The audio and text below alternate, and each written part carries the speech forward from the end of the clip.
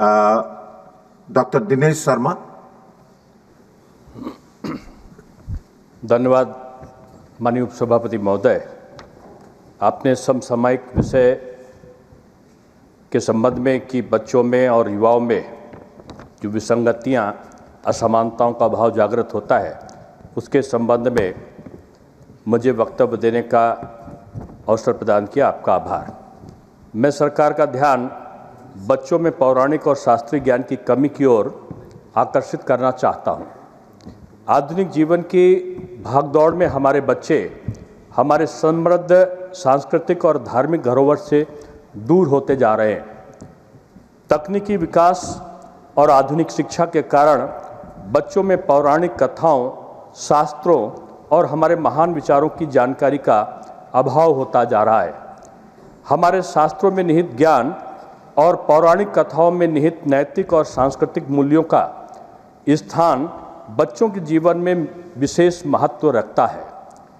ये ज्ञान न केवल उनकी नैतिकता और चरित्र निर्माण में सहायक होते हैं, बल्कि हमारे समाज की मूल परंपराओं और सांस्कृतिक पहचान को भी संरक्षित रखते हैं। इसलिए यह आवश्यक है कि हमारे सरकारी और निजी विद्यालयों के पाठ्यक्रम में पौराणिक और शास्त्रीय विषयों को अनिवार्य रूप से सम्मिलित किया जाए। महाभारत, रामायण, गीता और अन्य शास्त्रों में निहित शिक्षाएं बच्चों को नैतिक मूल्यों, अनुशासन और कर्तव्य निष्ठा की प्रेरणा देती हैं। इससे वे न केवल अपना चरित्र सशक्त बना सकते हैं, बल्कि अपनी संस्कृति के प्रति सम्मान और गर्व की भावना को भी विकसित कर सकते हैं।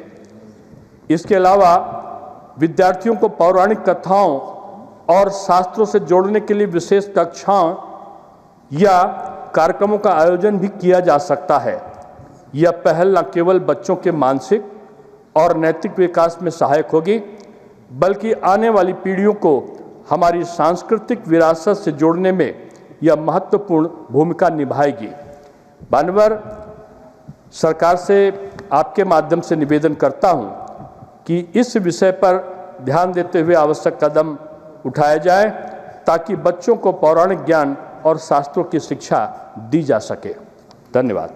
धन्यवाद डॉक्टर दिनेश शर्मा।